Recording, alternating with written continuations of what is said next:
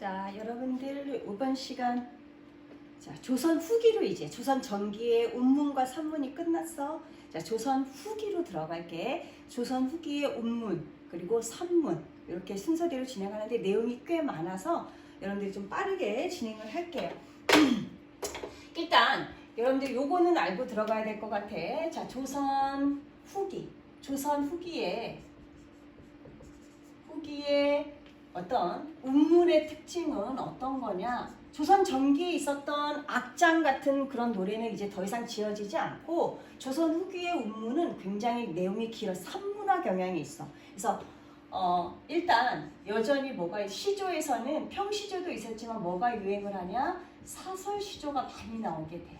그러니까 우리가 조선 시기 후기의 운문뿐만 아니라 조선 시기, 자 조선 후기의 어떤 특징을 보면 여성과 그동안의 어떤 억압받았던 계층이었던 여성들과 그 다음에 서민의 의식이 되게 높아져. 각성 수준이 되게 높아져. 그러면서 이들이 양난, 병자호란, 임진왜란을 겪으면서 사회, 유교적인 어떤 봉건 질서가 많이 느슨해진 틈을 타서 그동안 억압받았던 여성과 서민들이 이제 문제의식을 갖는 거야. 왜 우리는 이렇게 부당하게 살아야 하는가라고 하는 어떤 근본적인 문제의식을 갖기 시작하고, 그리고 이들이 이제 한글이 많이 보급되면서 이들이 문학의 주요 향유 계층으로 되기도 하고 문학을 창작하는 계층으로 많이 나와서 조선어기의 문학은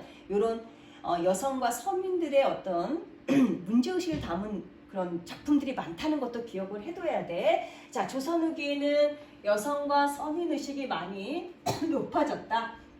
그래서 여성 영웅 주인공으로 한 소설들도 많이 나오고, 그 다음에 서민들의 지배계층에 대한 풍자 비판하는 어떤 사설시조나 가사 같은 것들도 많이 나와. 그 다음에 조선 후기에는 뭐가 보급된다고 했죠? 한글이 보급되면서, 특히나 이런 보급되면서 소설이 굉장히 발달을 하게 돼. 그리고 소설도 발달하고 사설시조, 그 다음에 가사, 이렇게 해서 전반적으로 조선 후기에는 산문정신이 발달했다.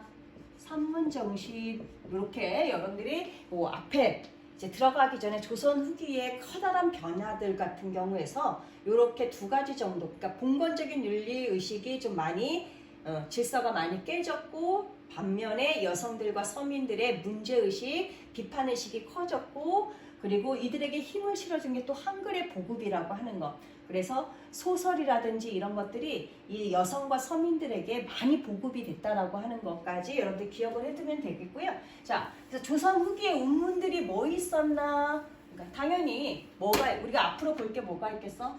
자, 우리 삼국시대부터 있었던 한시 계속 지어질 거고, 시조 역시 계속 지어지고, 그 다음에 시조가 무한정 길어진 게 뭐였어? 가사 문학도 역시 계속 지어질 거야. 그래서 한시, 그리고 시조, 가사 이렇게 크게 세 부분으로 나눠서 운문을 좀 대표적인 작품들을 볼 거예요. 자, 그럼 오늘은 정약용의 한시 두 편을 볼 거야. 하나는 보리타자, 그 밑에는 뭐라고 나와 있어? 고시칠이라고 하는 제목을 가진 한시 두 가지를 볼 거야. 정약용은 너네들 잘 알고 있어. 조선 후기 대표적인 실학자면서 긴 시간 동안에 유배 생활을 했지. 즉 당신의 집권 세력이었던 노론파도 아니고, 이 정약용은 당시 정조라고 하는 임금의 후광을 입고 그 정조의 신임을 얻었던 사람이야. 근데 정조가 갑자기 죽게 되자 정치 생명이 그때부터 이제 뿌리를 잃고 다 끝나버린 거야.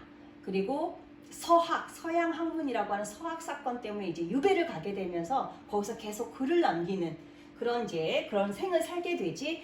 여하튼 그 당시에 정조가 죽자마자 이제 정치적으로 얘를 배척하는 사람들, 그동안 얼마나 꼴불견이었을 거야. 그치? 정조가 있을 땐 건들지 못하다가 정조가 죽자마자 얘를 배척하는 관리들이 이제 얘를 갖다가 귀향을 보내려고 할 때, 그때 이제 이 시들을 쓰게 되는 거야. 그걸 읽고 나면 되게 잘 이해가 될 거예요. 자, 문학비책 99쪽에 6번 문제 한번 볼까? 6번의 보기 내용을 볼게. 자, 박스 안에 이 작품은 다산 정약용이 신유사옥으로 그러니까 서학을 배웠다라고 하는 걸로 유배를 간 경상도에서 지어진 것이야. 당쟁이 끊이지 않는 조정에서 조선 후기에 또 정치적인 어떤 큰 특징이 뭐야? 노론과 소론의 뭐다? 당쟁이잖아. 그 정치적 조정에서 한 임금을 섬기는 신하로서 서로 화합하지 못하고 중상모략을 꾸미는 무리들을 비판한다. 동시에 자신의 든든한 후원자였던 정조의 승하, 죽음으로 외로운 처지에 놓인 자신의 처지를 형상화한 시야. 그래서 가도 맞고 나도 마찬가지야. 그래서 같이 엮어서 보면 될 것 같아. 자, 보리타작이라고 하는 한시 볼게요. 여기 한자 있지만 한자 보지 않고 여기 내용만 보면 될 것 같아. 자, 여러분들 내신에서 굉장히 중요한 부분이기도 하다. 새로 걸은 막걸리 젖빛처럼 뿌옇고 큰 사발의 보리밥 높기가 한자로세. 밥 먹자마자 도리깨 이렇게 보리타자 같게 쓰는 방망이 같은 거 자꾸 마당에 서 나서니 검게 탄 두 어깨 햇볕바다 번쩍이네. 검게 탄 두 어깨는 화자가 지금 보리타작하는 게 아니야. 지금 화자는 어디 있느냐? 화자는 이 마당 밖에서 화자는 시적 대상을 관찰자로서의 역할이야. 그래서 니네 굉장히 중요하다. 화자는 이 상황에 대해서 제3자야. 관찰자야. 그러면 이 시적 대상은 누구냐? 바로 이 보리타작을 하는 일반 농민들의 삶을 관찰한 거야. 그래서 주인공은 농민이고 그 농민들의 삶을 보고 새로운 깨달음을 얻는 화자의 관찰자의 깨달음과 다짐으로 끝나는 그런 시야. 한번 나눠서 한번 볼게요. 그러면 이 농민들의 삶, 소박한 삶하고 양반의 삶이 아니라 농민의 삶을 알 수 있는 그런 소재들 한번 볼까? 막걸리 정종이 아니라 뿌연 술이잖아. 이런 것들은 좀 질이 낮고 값싼 술이잖아. 그래서 서민들이 먹는 술이야. 새로운 걸음 막걸리 첫 번째. 자, 이거는 농민의 삶과 관련된 소재 첫 번째. 젖빛처럼 뿌연 막걸리의 시각적인 묘사. 큰 사발의 보리밥. 그치? 보리밥 먹어. 쌀밥 아니야. 보리밥 높기가 한자로세. 굉장히 수북하게. 보리는 있잖아. 점성이 좀 떨어져서 수북하게 먹어도 그 양이 쌀보다는 많지가 않아요. 근데 높기가 한자나 된다라고 하는 거 과장법.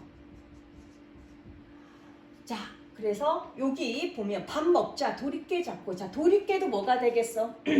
농민들이 이 농기구니까 농민들의 삶을 알 수 있는 세 번째 소재가 되고 마당이라고 하는 거는 얘들아 여기서 노동의 공간이에요. 농민들이 이 마당에서 보리타작을 하니까 노동의 공간으로서 배경으로서 나와 있다. 마당에 나서니 검게 탄 두 어깨 햇볕바다 번쩍이네. 그러면 이 검게 탄 두 어깨는 바로 농민의 건강한 그런 모습인 거야.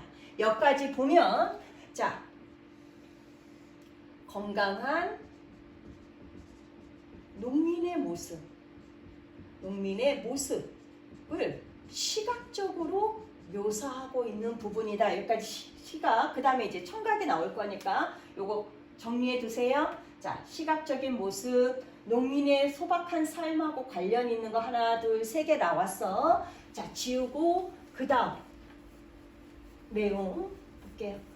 그 다음 내용을 봅시다. 자, 옹해야 소리내. 옹해야. 자, 어저씨가 노동요야. 노동요.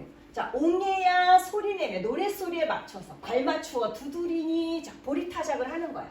자, 본격적인 노동에 들어가는 모습이야. 근데 그 노동의 모습을 이렇게 노랫소리로 옹해야 소리내며 자, 노랫소리.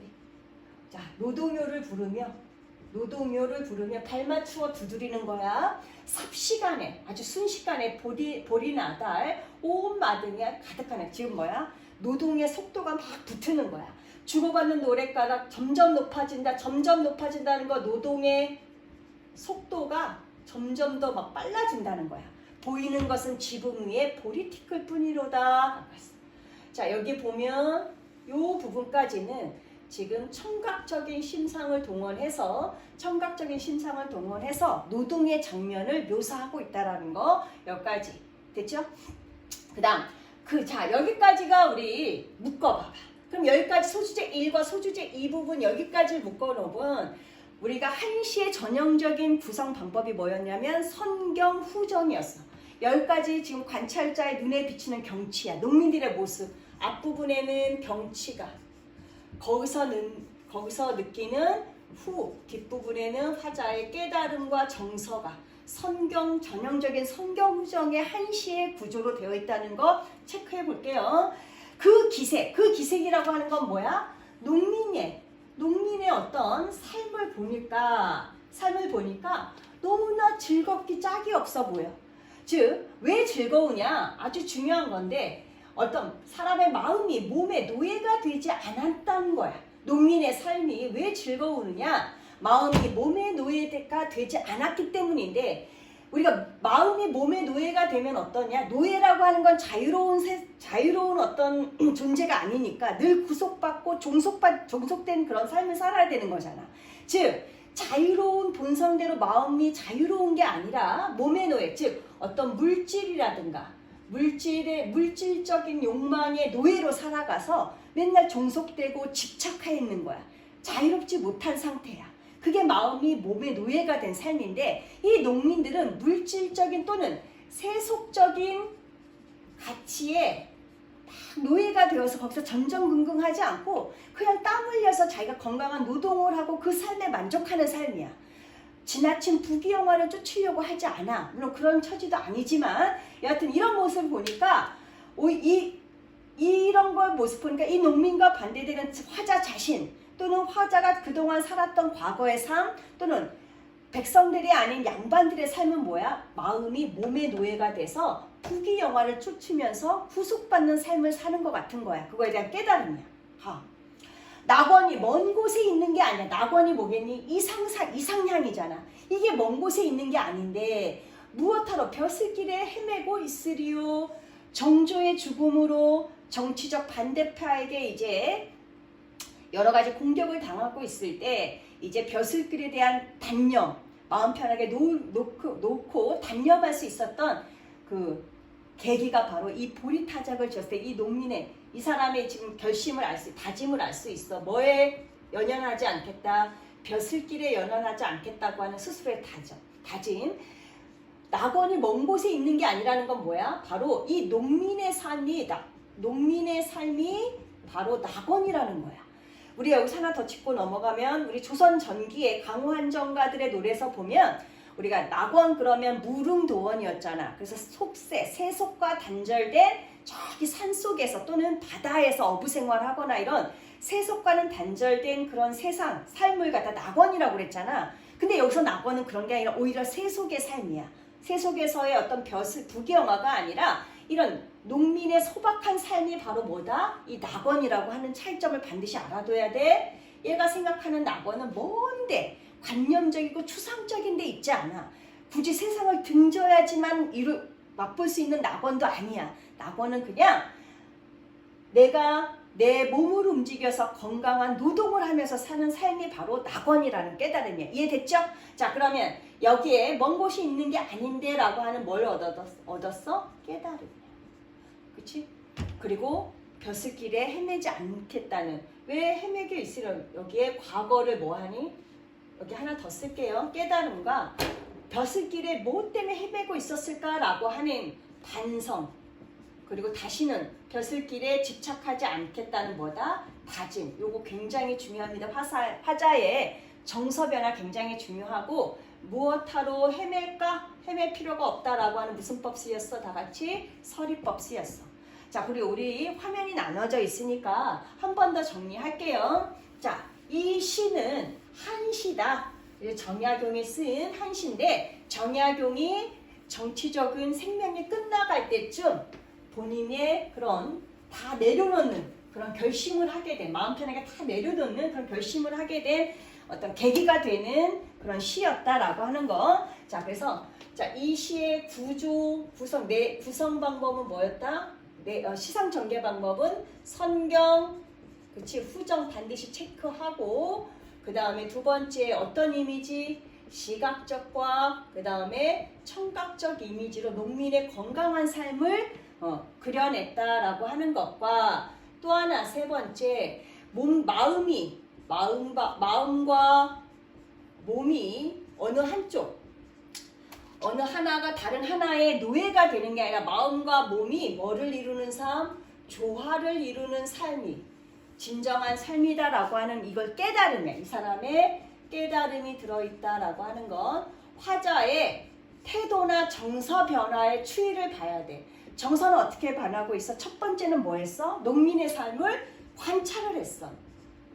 관찰을 했더니 그동안에 그 다음 거기에서 아까 말했던 것처럼 낙원이 가까이 있는 게 아니야.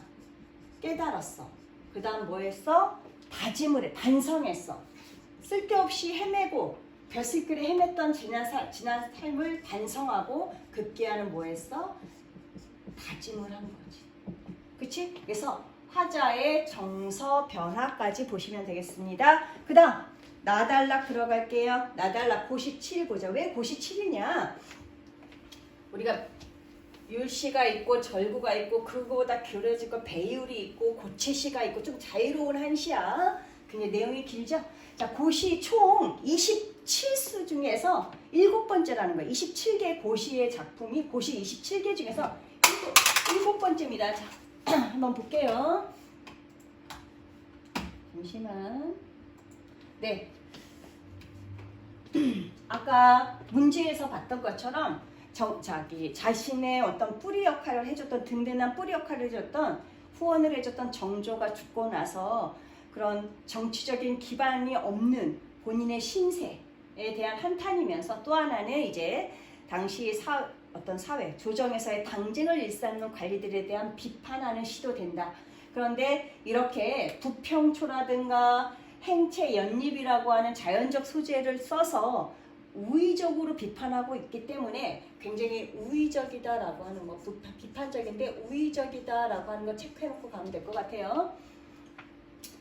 될게요. 자, 풀이면이야. 풀이면 여기 풀자가 뺨 빠져있네. 그치? 풀이면 다 뿌리가 있는데 뿌리가 있는데 자, 속성이야. 보편. 자, 풀이면 다 뿌리가 있는 것은 풀이라고 하는 생명을 가진 풀의 보편적 특성이야. 보편적 특성. 그런데 부평초만은 매달린 꼭지, 즉 뿌리가 없어.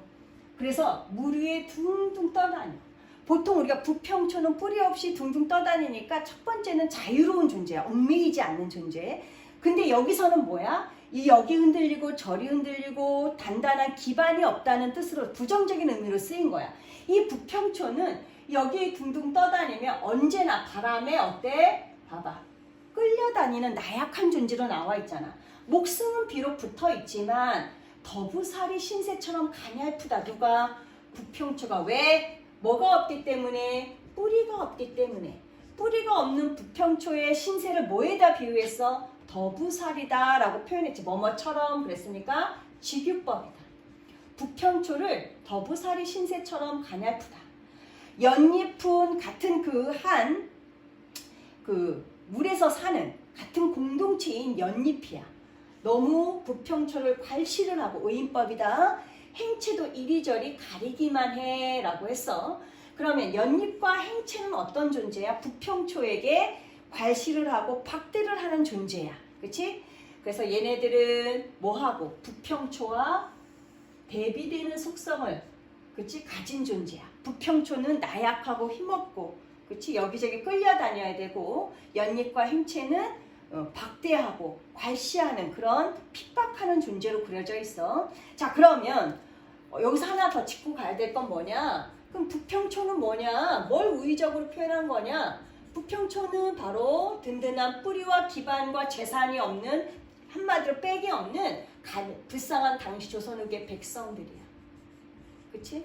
그러면 연잎과 행체는 뭐가 되겠어? 연잎과 행체는 이들을 핍박하는 누가 되겠어? 탐관오리들이, 관리들이겠지. 탐관오리들이 되겠지. 백성들의 삶을 핍박하는 탐관오리가 되겠지. 또 하나는 자, 정조라고 하는 기반을 잃은, 그래서 정치판에서 계속 내몰리고 배척을 받는 신세인 자기, 화자 자신, 정약용 화자 자신. 그리고 그러면 연잎과 행체는 뭐겠어? 자신을 자, 화자를 배척하는 정부의 관리들이 되겠지. 이렇게 두 개로 다 해석할 수 있다는 거 굉장히 중요합니다. 그러면서 이제 뭐라 그래? 똑같이 한 못 안에 살면서 어쩌면 서로 그렇게 어쩌면 그리 서로 어그러지기만 할까? 왜? 한 못 안에 사는 공동체야. 그치? 우리는 하나야. 공동체야. 공동체적인 삶을 살아야 돼. 그러려면 서로 돕고 이해해야 되는데 계속 서로 어그러지기만 하는 거야. 당시 뭐야? 당쟁으로 난무했던 당시 조선 후기의 현실. 그치? 당시의 시대상을 뭐 하는 거야? 그렇지. 우의적으로 비판하는 거야. 서로 싸우기만 하고 서로 자기 밥그릇 다툼에만 되게 연연하는 그런 관리들에 대한 사회적 비판이기도 하는 거야. 비판이고 또 하나는 뭐야? 그런 어떤 사회를 지식인으로서 진정으로 걱정하는 거여서 비판과 그런 현실에 대한 안타까움이라고 하는 두 가지 정서를 다 같이 볼 수가 있다. 자, 다시 할게요. 이 시는 구체적인 자연물에다가 돌려서 사회적인 어떤 이런 관리들의 횡포를 비판하는 그런 형식으로 되어 있기 때문에 우의적이라고 하는 것. 그래서 또 무슨 법이 쓰였냐? 의법이 쓰였다는 거 기억해 두고 이렇게 시어가 대립돼서 이렇게 시상이 전개되고 있다는 것. 그럴 때 부평초는 핍박받는 백성뿐만 아니라 핍박받는 화자도 된다라고 하는 거. 그랬을 때 연립과 행체의 의미가 각각 어떻게 달라지는지까지 체크하시면 될 것 같아요. 그리고 여기 마지막에는 자, 사회에 대한 비판 의식과 그런 사회를 바라보는 지식인으로서의 안타까움이 같이 있다는 것. 여기까지 체크하시면 되겠습니다. 끝. 수고하셨어요.